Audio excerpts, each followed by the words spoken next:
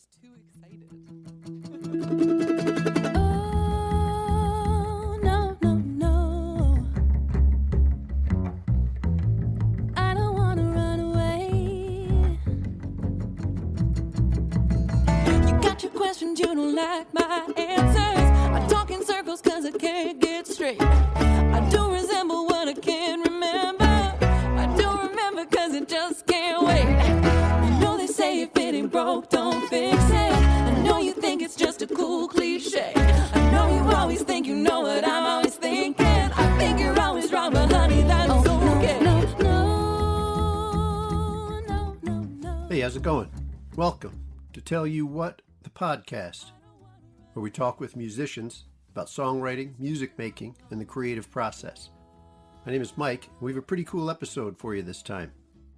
Our guests are folk music legend Tom Paxton, along with Shane McLaughlin and Lucy Clabby, who are the principal songwriters for the band Buffalo Rose.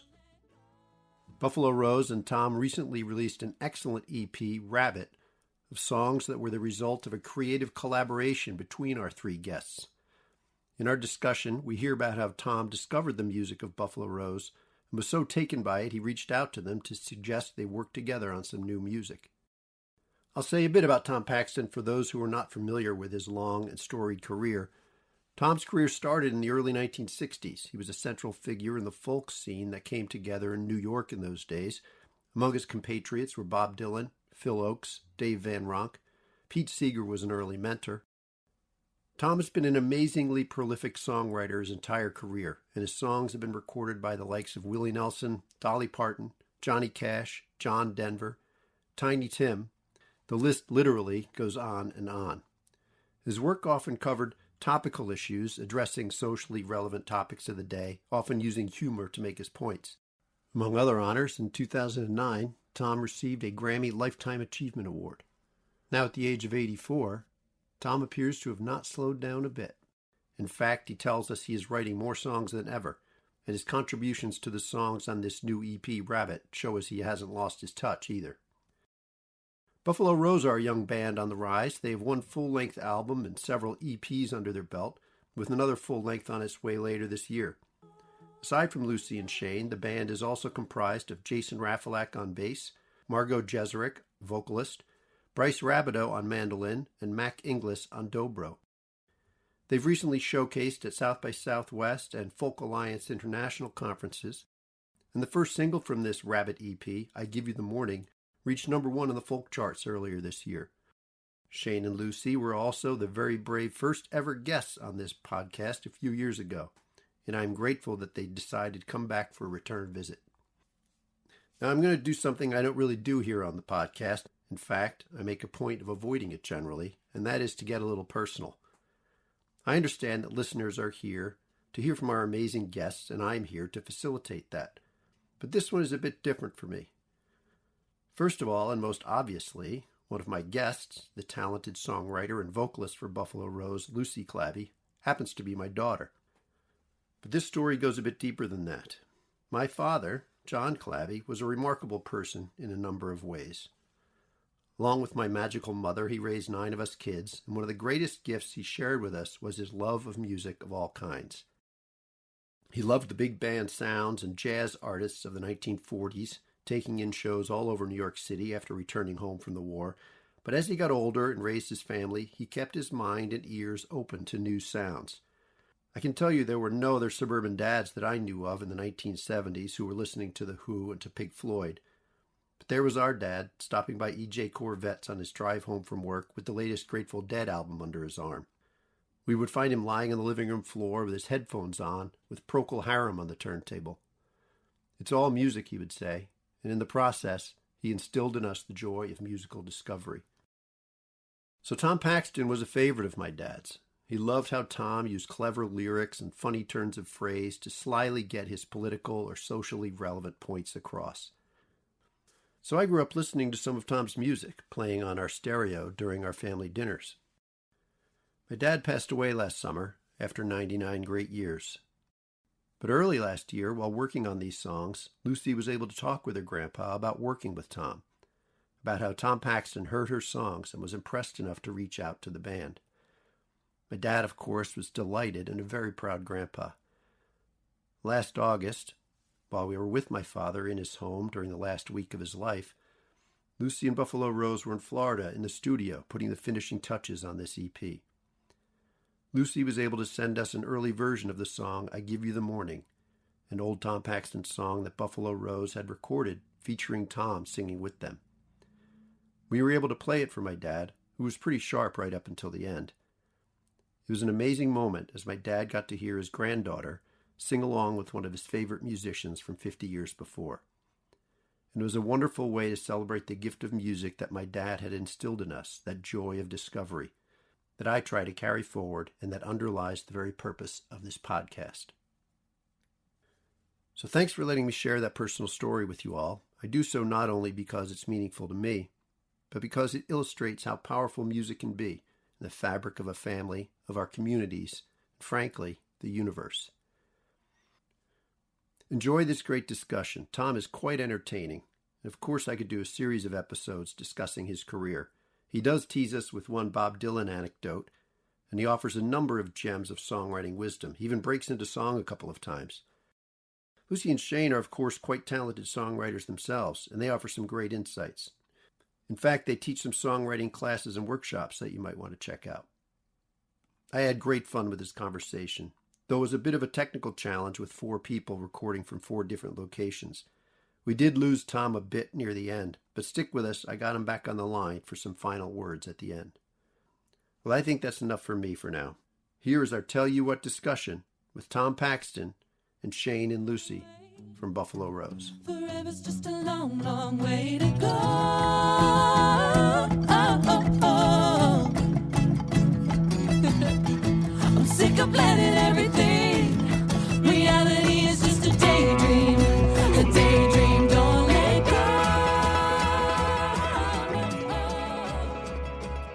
go. All right, welcome to Tell You What the podcast. Tom Paxton, welcome to Tell You What. It is such a treat to have you on the show. Thank you so much for being here. Thanks, Mike. Good to be here.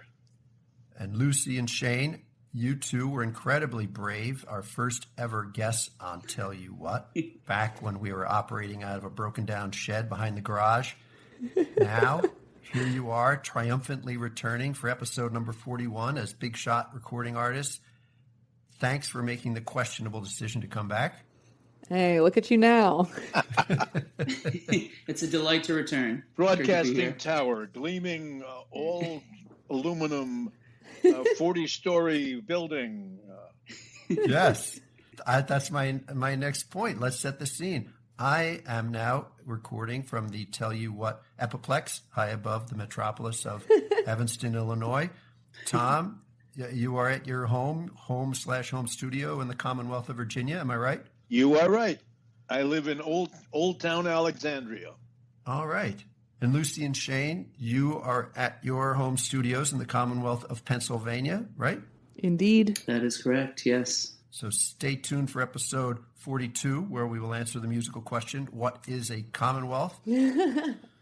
All right, let's get started. I know we are here to talk about the collaboration between the three of you and the amazing EP that has resulted, Rabbit. But I cannot let this opportunity pass without talking with you, Tom, about your creative process. Lots of our songwriting nerd listeners demand answers. So how about if I start there with a few questions for you? Sure. All right.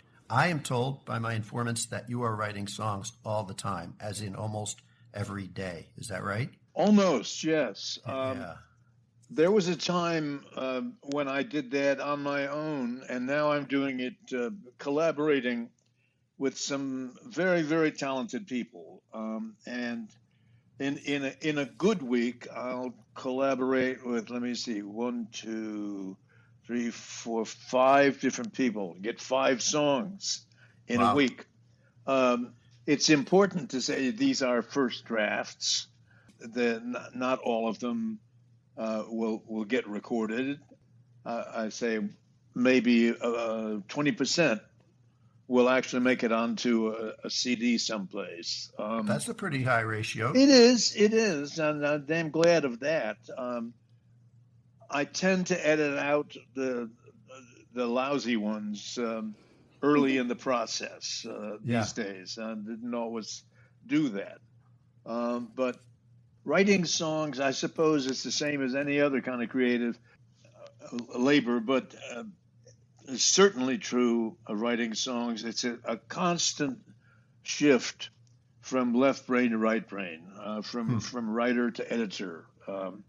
That happens kind of simultaneously. In the early process, you have to give free rein to the writer, to the left brain. Let it go, get it writ, get it down, and push the editor aside. But at times, the editor has to come in and say, "Well, this is kind of a dead end here. You're not going to get anywhere with this. So let's scrap that and go back into the well and look for another path." Now, are you conscious in your practice of when you allow that editor to come back in, or is it more Yes. of an intuitive thing that happens? No, I'm conscious of that. I deliberately address. It's almost as if I'm addressing each of those sides. You shut up now. We're going to go see. We're going to go fishing here, Right. and see what we get. And when we get it, then the editor can say, "Well, that'll fly. Let's go with that." Yeah. Have you always been your own editor? Or have you sometimes allowed others to play that part for you? My late wife would occasionally decide that something didn't work, and then I would reluctantly have to agree with her. This kind of stinks, doesn't it? But I've been without her help for about 7 years now. So Yeah. Has this daily practice or almost daily practice always been a part of your creative life, or was there a time when you stopped and then decided to get back to it? No, it's always been pretty constant. I mean, this is all I've ever done. Yeah. For a career is writing songs and performing. I mean, there were certainly moments early on when I thought I wondered whether I'd be able to make a go of it, and I was lucky there. I was able to. So, Right. So do you save your work? Is there a storage locker somewhere filled with thousands of your Tom Paxton songs? This is a lot of songs potentially we're talking about. yeah, it's a lot of songs, definitely. I mean, it's 62 years of writing. And it doesn't take that long to write a song, so you can write a lot of songs in 62 years.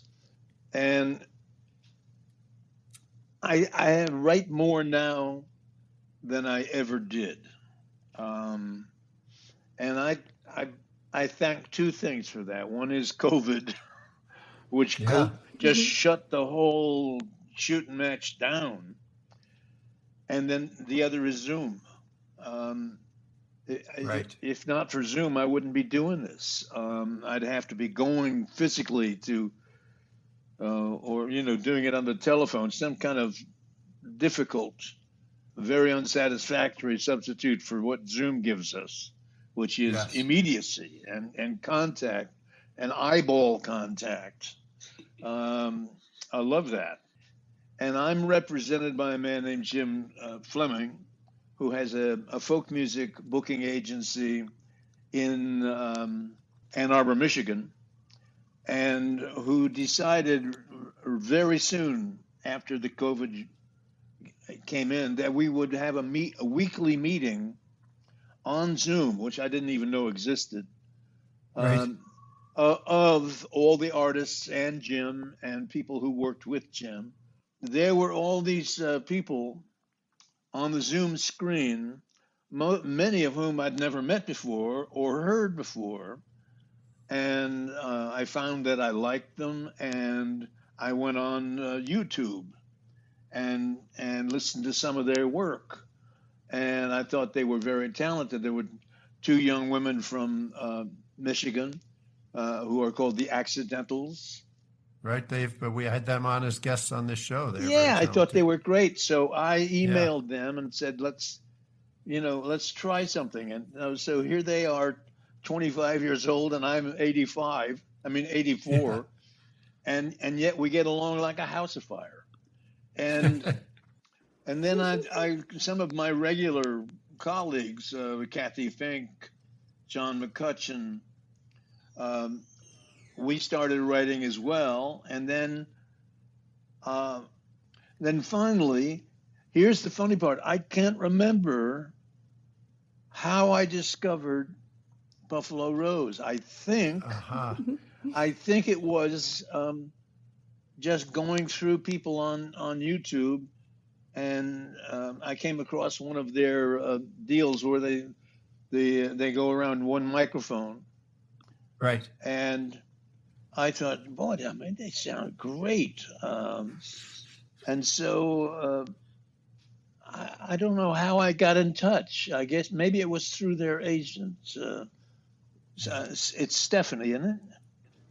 Yeah. Mm-hmm. You know, it was a mystery to us too. do you remember?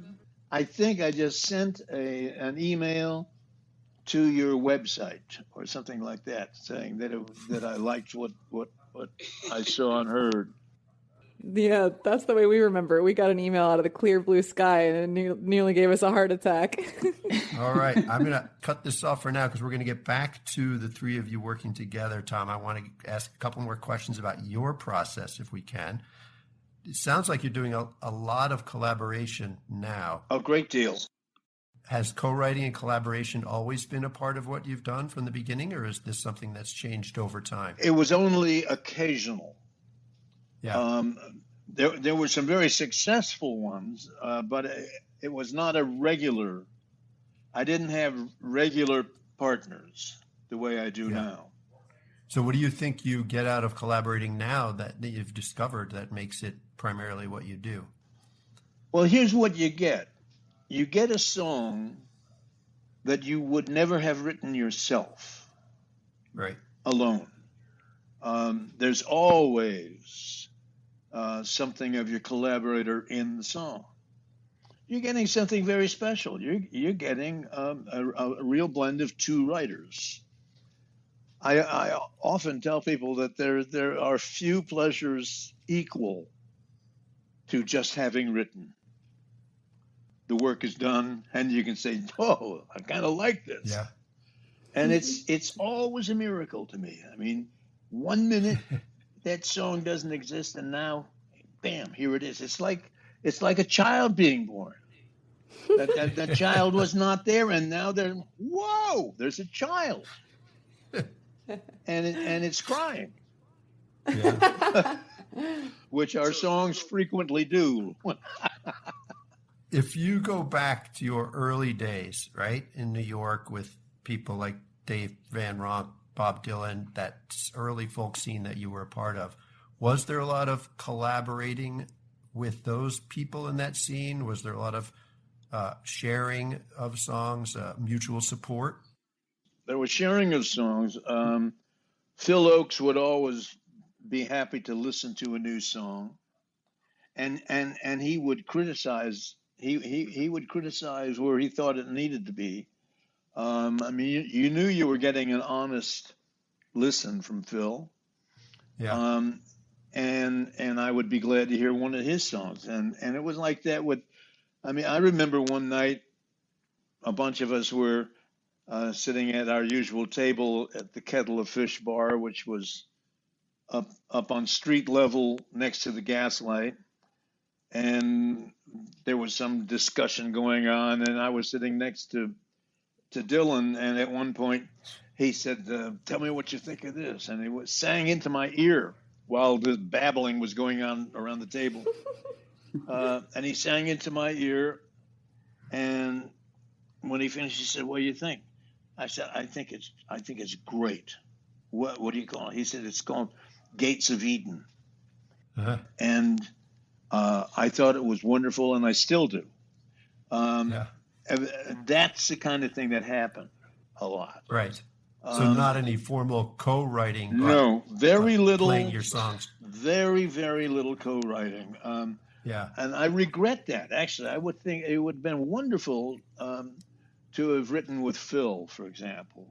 Sure. Certainly wonderful to write with Bob, but It just never occurred to anybody. Our collegiality was more of singing songs for one another, getting support from one another instead of creating together. And Yeah. I don't know why that was.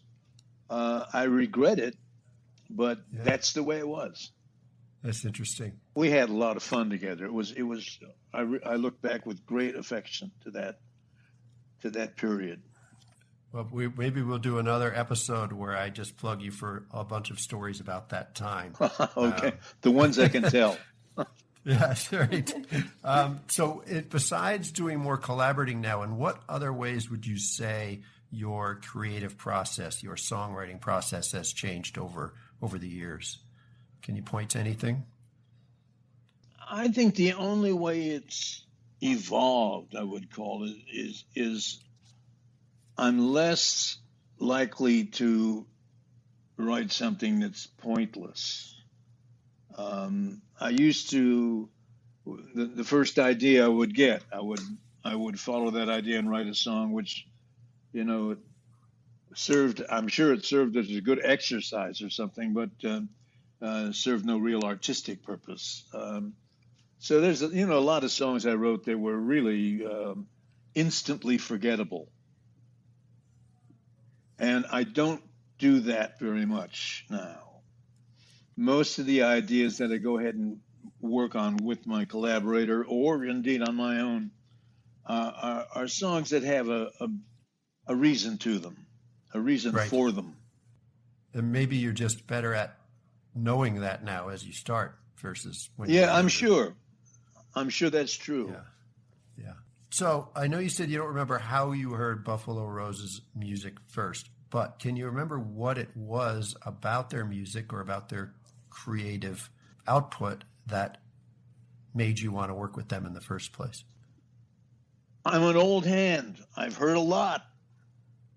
So I know what I'm hearing when I hear it, and I heard the whole package is what I would put it at. I mean, the arrangement was solid and interesting.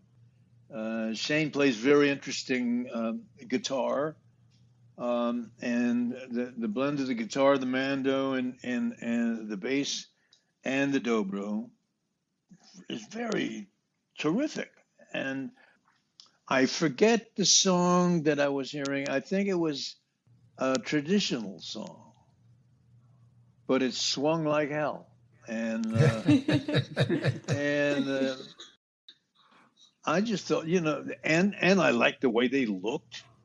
They're a good looking crew. I will clarify that.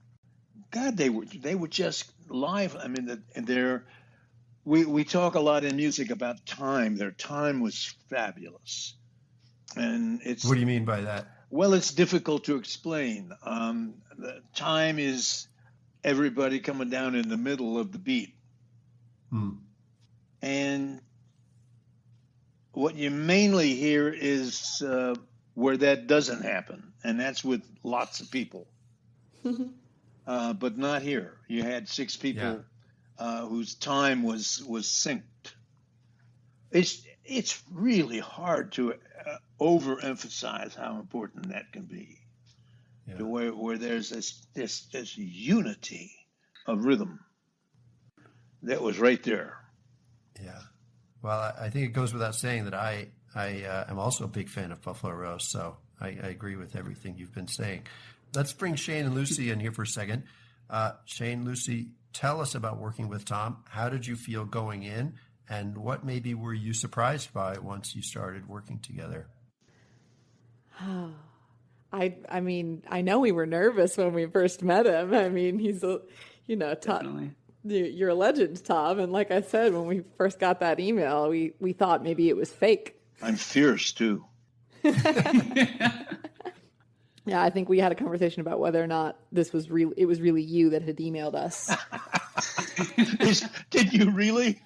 I think so, yeah. we were surprised, to say the least. And we didn't know what to expect going into a writing session with you. I think maybe first we had a meeting with our agent and just talked about, what ways we would like to collaborate with you. And you said you wanted to write with us. So we jumped at that. Shane, anything that surprised you once you started working with Tom?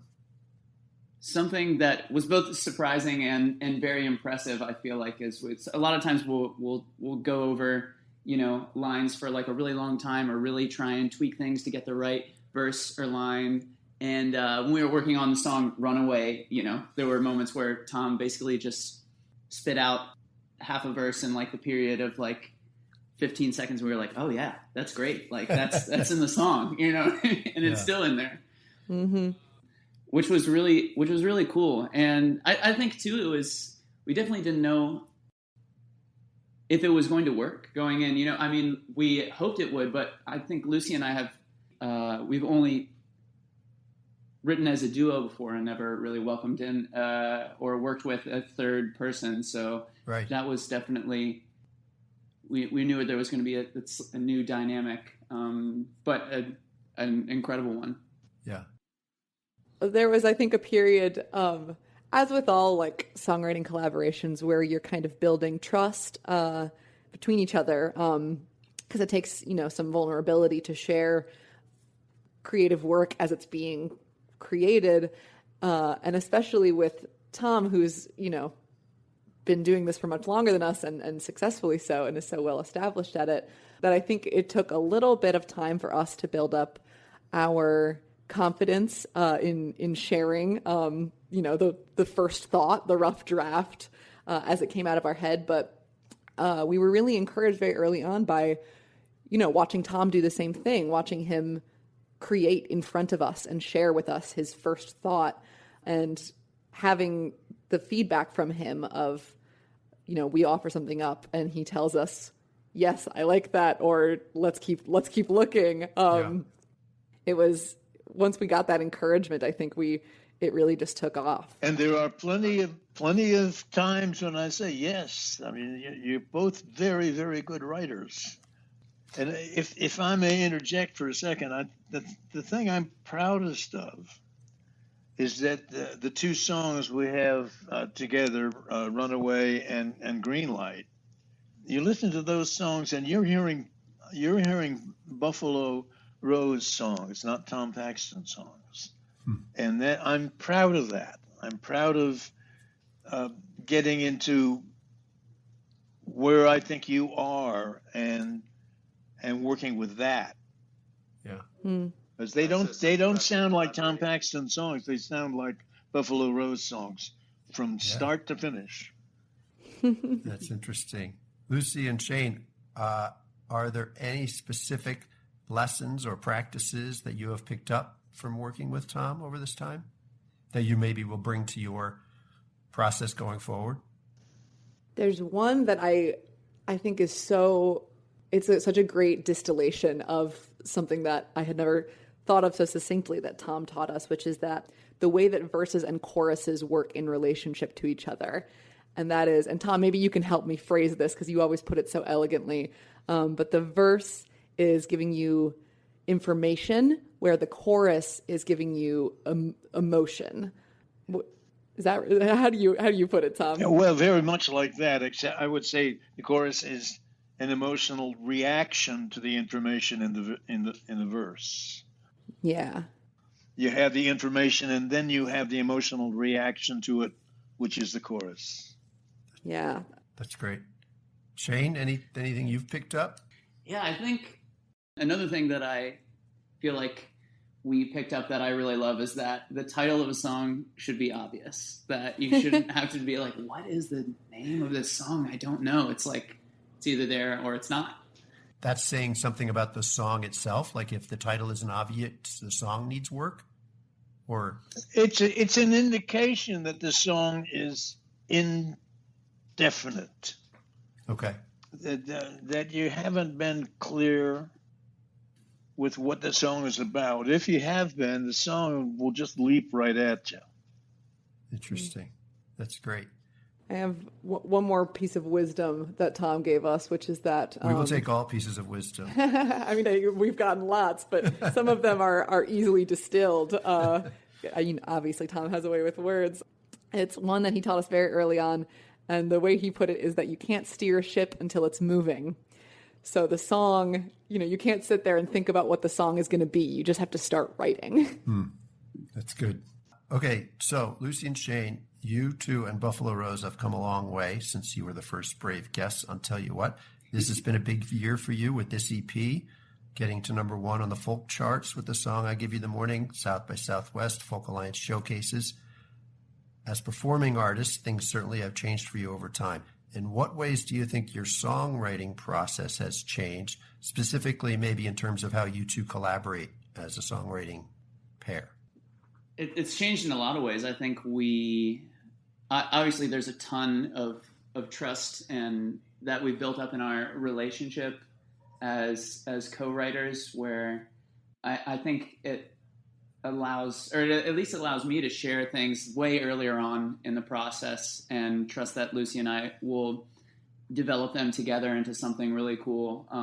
So I think that is definitely a big way that it's changed from the outset. And I think now, especially since we've started writing with Tom, that has kind of taken a step even further, where even less of the song that exists before we take it to the band and start arranging it. Like, I think when we were working on Green Light, it was mostly just lyrics and some melody with a very, very, very rough outline. So I think it's maybe more inclusive, which allows us to go in like all of these different directions, and also allows us to develop ideas in new and different ways. Like Tom said, that we wouldn't be able to get the ship moving on our own, Right. There's a lot more people rowing now, I guess. Yeah. Along similar lines, I think the whole process moves faster now in almost every way. When we get the song done, there's not like a lag period where Shane and I are fussing over it before we bring it to the band. Like, there are things that we know we can't write without the rest of our band. So we bring it to them much earlier on in the process. And then there's the experimental phase where we're figuring out exactly how the form's going to work once we get all the instruments on it. And I think collaborating with Tom has really freed us up. Something I've talked about before with these guys is that I have a bad habit, or had a bad habit, of being a little too precious with my songs, holding them a little too close to my chest. Yeah. And working with Tom has really helped me, I think, break away from that and be a little bit more willing to take risks. It's also like, because we've been writing together, Shane and I, for a long time now, we've started to recognize our tendencies, our habits as writers, and working now with a new collaborator and being farther along in our careers, we're able to like identify those as they come up and make informed decisions about whether or not to lean into those habits or try to break away from them and make a different decision. Right. And you're also talking generally about trust, also trust in each other as songwriters, but also in your bandmates too. And that is an evolution over time, right? Mm-hmm. Definitely. Okay, Tom, I think that Lucy has probably told you that her grandfather, my father, in fact, was a fan of your music, right? Wow. Yeah. He used to play your records during our family dinners since I was a young lad. So I would like to thank you for being part of our family musically, one way or another, for 3 generations. It's my honor. Yeah. Well, it's incredibly cool on several levels for me to see my daughter working with an artist that my father turned me onto in, 1970, let's say. So do you think about your music or music in general spanning the generations as you create it? Do you think music has a special quality that can kind of cross the time divides? Yeah. And well, as long as it was not your grandfather who would. Now, I'm not a young man, so. I think it's the nature of the music itself, Mike. I think I remember the first songs that struck me as a child before I even know that they were called folk songs. was Blue Tail Fly, Burl Ives singing that.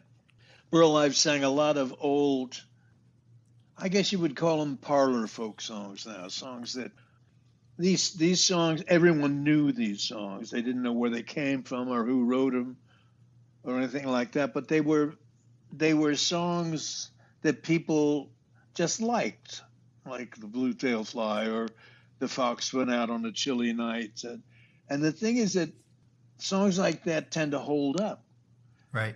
They're as good now as they were then. And those were the kinds of songs that I tried to emulate when I started writing. I started trying to write, consciously write folk songs that could be mistaken for being 100 years old. And I really made some terrible mistakes. I mean, the first song I ever wrote was Phony's a $3 bill. It was a terrible song.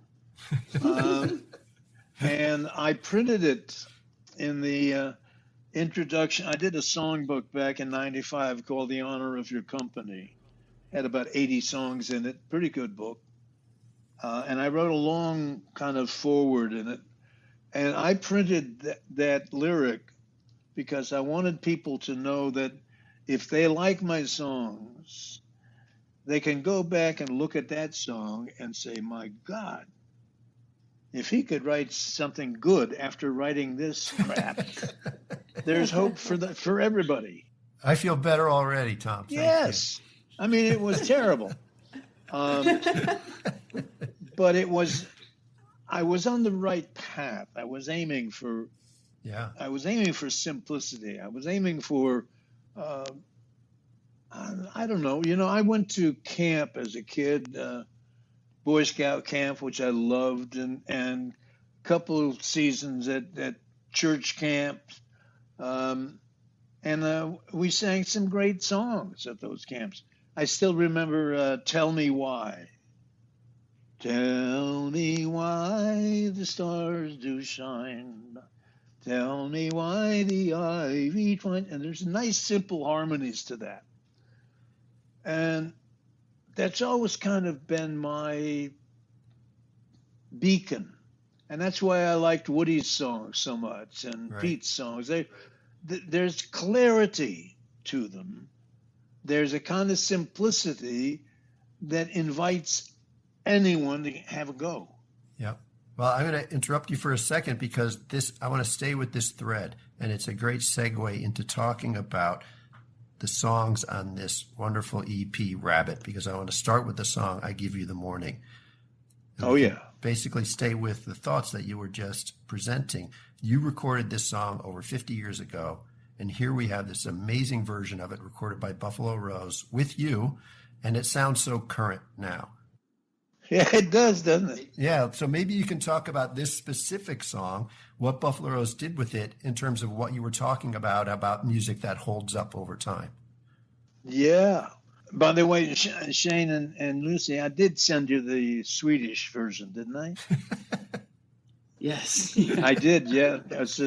I was in Sweden in 1968.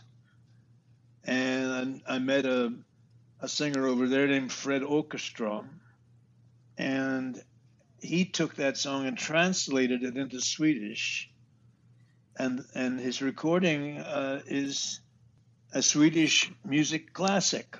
Wow!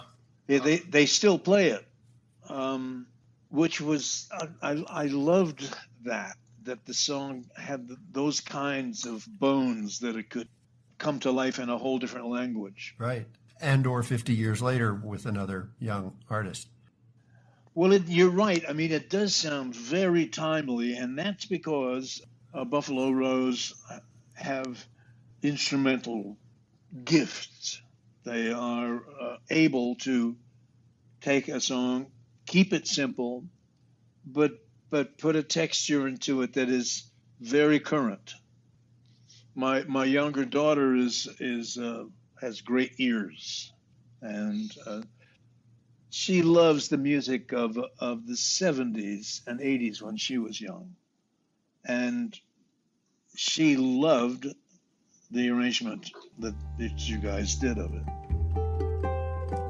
Through the waving curtain wall, the sun is streaming. Far behind your flickering eyelids, you're still dreaming. You're dreaming of the good times and you're smiling. Think I'll wake you now and hold you, tell you again the things I told you. Behold, I give you the morning, I give you the day.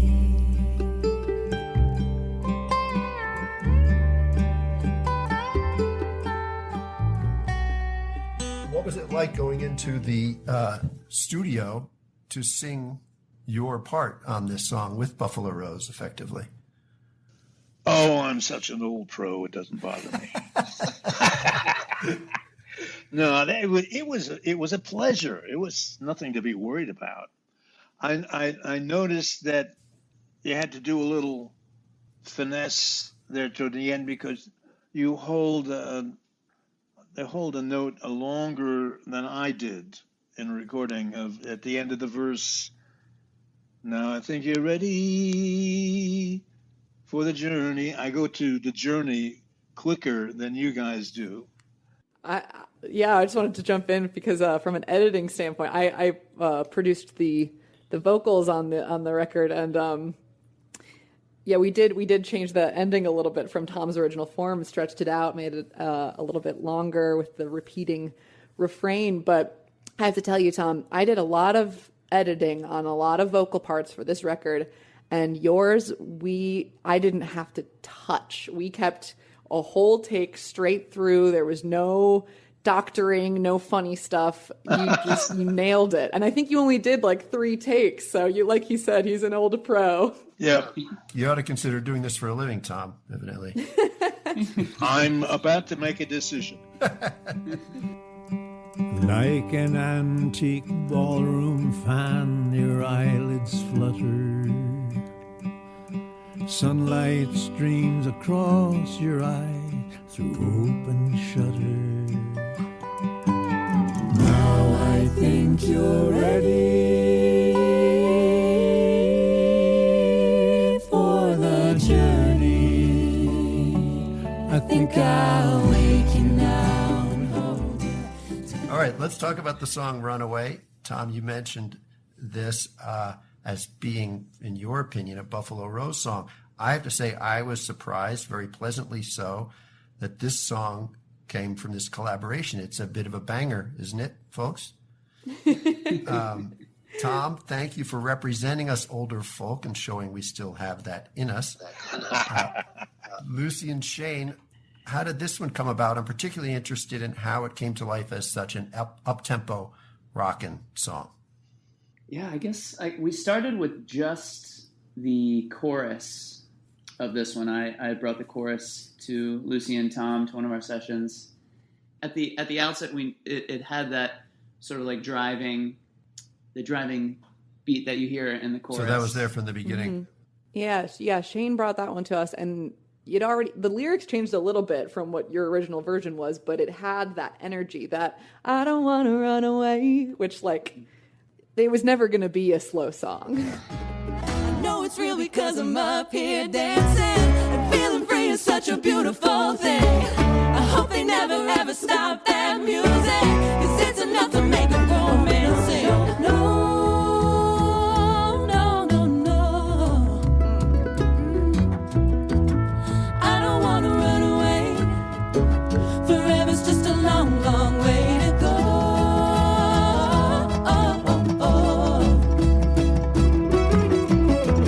I'm sick of planning everything. Reality is just a daydream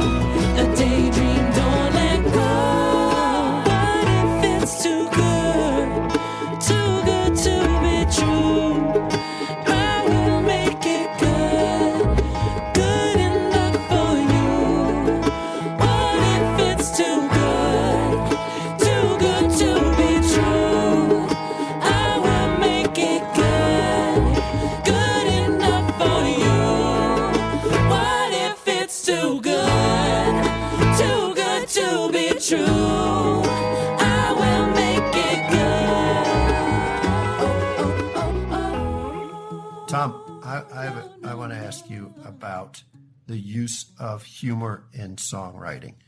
Some of my dad's favorite songs of yours were Forest Lawn, right, which is a fun song, satirizing the funeral and cemetery business. Another one I remember him singing was I'm Changing My Name to Chrysler, where you sang about the federal bailout of bankrupt Chrysler Motors, right? So in this song, Runaway, there's a song that always makes me smile where the line, I hope they never stop that music because it's enough to make a grown man sing. It's a great twist on a familiar phrase, right?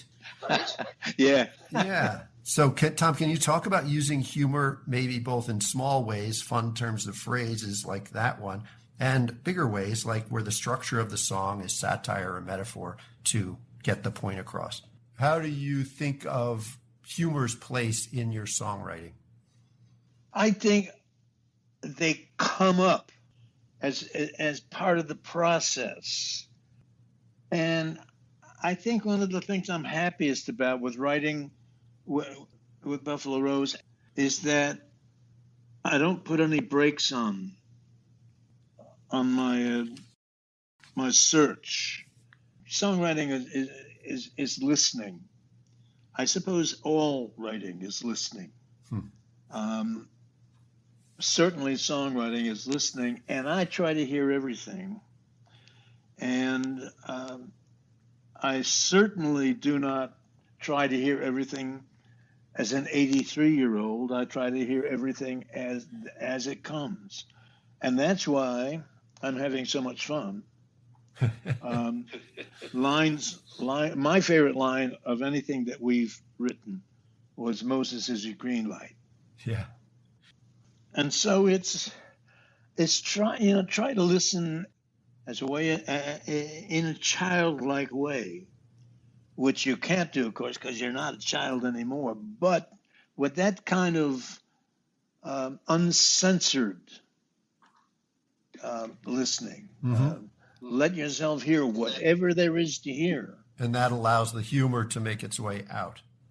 That's right. Yeah. And I don't remember writing that other line. Yeah. I suspect that I didn't write it, that Lucy or Shane did. Yeah. And of course, that's the lovely thing about collaboration is you usually can't remember who came up with what line. Right. I remember Moses is a green light because I was so tickled by it. Let's talk about that song, Green Light. I love the line at the beginning. I had a lot to say. She stopped me about halfway. I don't know. I just like the way that rhyme works. The arrangement here is great too. The gospel flavor with the organ. I believe I hear a vibra slap in there somewhere, Shane, right? It snuck its way in. We only get one vibra slap per record, apparently, is the quota, and we met it. I was insistent on it, in fact, and we had our engineer. We were down in Florida recording it. Our beloved engineer Danny, who we were talking about the vibra slap and its place in on records in general.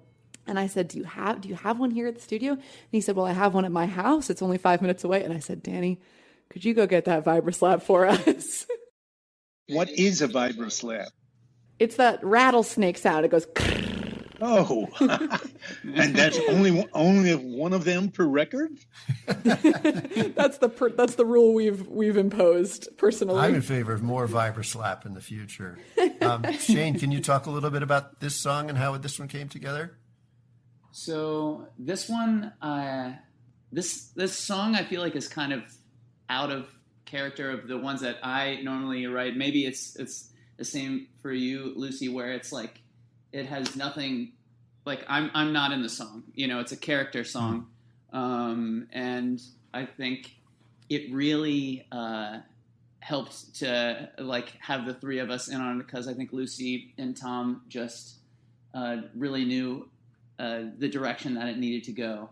And I think what was also really interesting about this song is that before taking it to the band, I would describe the instrumental arrangement as very dull and kind of like the same throughout, and the instrumentalists just totally took it and gave it this really groovy feel that I think, just matched the song so well and took it to another level and made it feel like the sort of gospel-y vibe. Did your vocal performance then become different with that arrangement? Because your vocal performance is a little bit specific to this song too. I will say I occupy a role vocally on that song that is very much like the backup singer position, which is not something we usually do a lot of. We have, we consider ourselves a 3 lead singer band, but it was fun to like hear what the instruments had done, because I wasn't sure what the vocal arrangement on that one was going to be before we handed it off to the band. And when we heard what they had done with it, they had turned it into that real swampy, like, 70s Southern rock that Tom said his daughter liked. When we heard that is when I think the vocal performance made itself known. And that's where we got those very like, ooh, ooh parts from. They fit so well into that. And we didn't know that those were going to be there until we heard what the band had done. Yeah.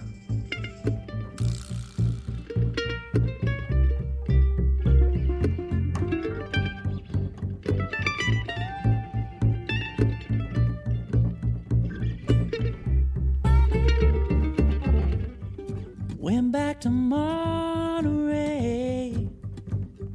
felt like a brand new day, still 2 or 3 miles from the California coast line. Didn't have much to say. I brought back my Lila Mae. She said, I got another joke, but I'll save it for the next time. Oh, salvation is awaiting and Moses is a green light. Oh yeah, salvation is awaiting and Moses is a green light. Salvation is awaiting and Moses is a green light. We have one more song to talk about, Jennifer's Rabbit, another one with a great and interesting arrangement, by the way. Here we end up with kind of a trippy bedtime story, right? This one also written and recorded by Tom some decades ago. Lucy, maybe you can talk about the choice to include this one on the EP. You must admit it's an interesting choice. The choice to include it was based on an instinct that Mac had, our dobro player and in-house engineer, Malcolm Inglis. For those who don't know his work, a lot of it happens behind the scenes. But Mac was the person who, more than any of the rest of the band, like intimately knew Tom's work before we started working with him, because he listened to those records as a child. So Jennifer's Rabbit was a childhood lullaby for him. And in fact, it's one that when Mac and I, back in our rock and roll days of our youth, at the end of a night of drinking and partying, he would play that song, and I started requesting it because I liked the way that Mac sang it so much. I would always get really excited for the cookies and oolong tea part. I thought it was so delightful. So that was like a childhood classic of his. And when it came time to choose what songs we wanted to record for this EP, Mac was the one who suggested both I Give You the Morning and Jennifer's Rabbit. I think he had a vision of them as companion songs. And as Tom pointed out, they have been performed, I believe, as such in the past. And gosh, our version of Jennifer's Rabbit,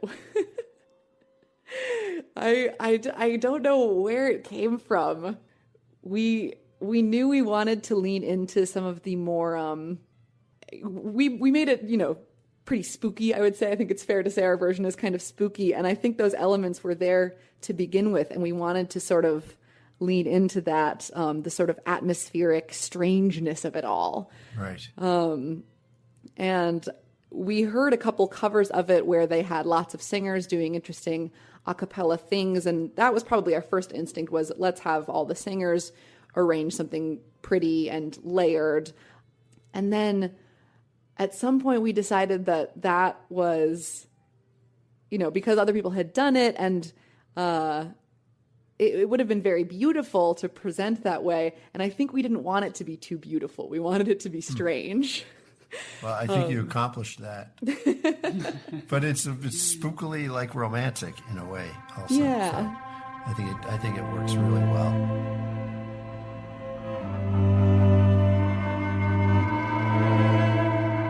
Jennifer's rabbit, brown and white, left the house and ran away one night, along with the turtle and the kangaroo and 17 monkeys from the city zoo.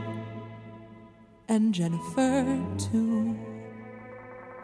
They ran through the forest where they all held hands. They came to the ocean with the cookie crumb sands. They called it the sea of the very best dreams, where they all built a castle of the best moonbeams and Milky Way streams.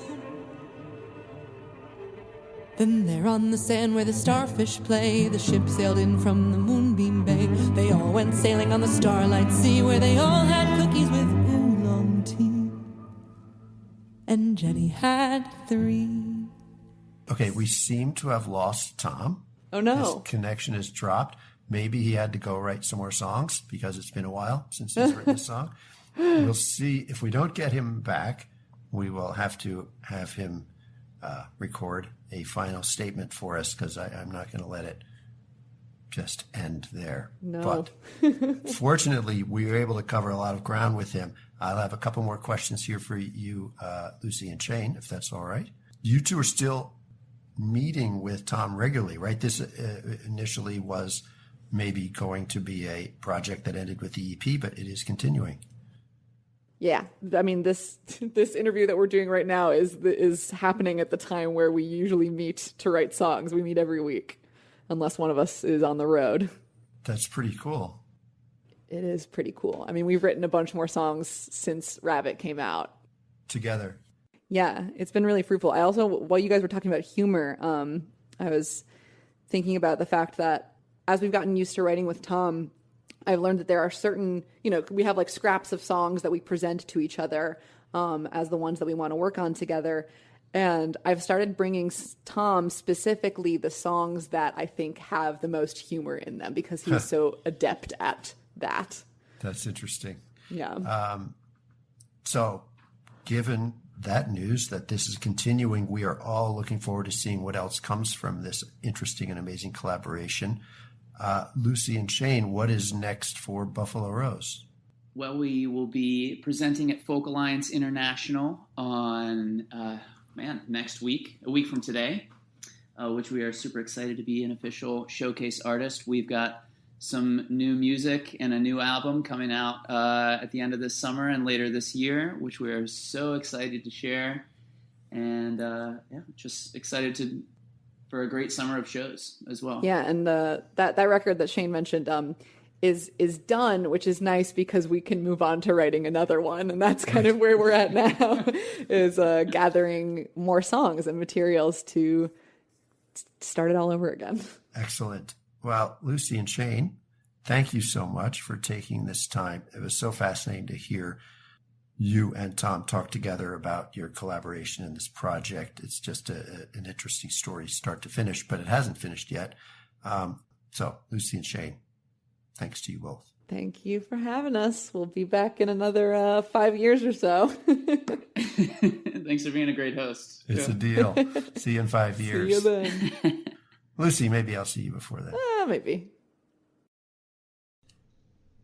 All right. Tom Paxton has returned from the ether somewhere. Tom, thanks for your patience and for coming back to us. A tough trip. Well, we're all safe and sound. I just want to say thanks so much for taking the time. It really has been an honor and a treat to have you on the podcast. Lucy and Shane tell me that even though the original goal of your collaboration maybe was going to wind up with the EP that is now out, you are still working with them and meeting on a regular basis. Oh, yeah. You must like working with these kids. I love working with them. They're fresh and fearless. They'll go anywhere I go, and they'll take any trip I want to take, and I love that. That's great.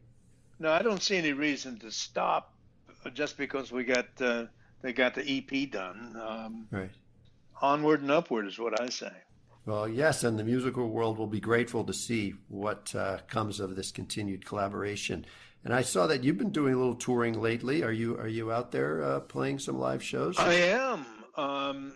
I play regularly now with the Don Juans, Yes. John Vesner and Don Henry.